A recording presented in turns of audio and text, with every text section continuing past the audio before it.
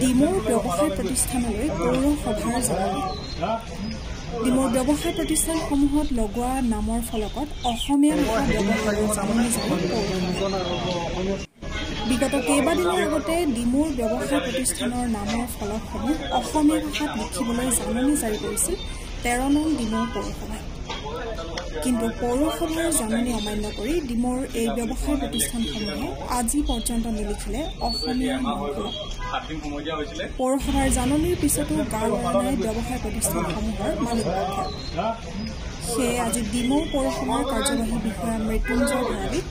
পৌৰনেত্ৰী প্লাবিতা বৰুৱা গগৈকে আদি কৰি এটি সজাতি দলে পুনৰবাৰ এনেদৰে ব্যৱসায় প্ৰতিষ্ঠানসমূহলৈ গৈ অতি শীঘ্ৰে ফলকসমূহ অসমীয়া ভাষাত লিখিবলৈ অনুৰোধ জনায়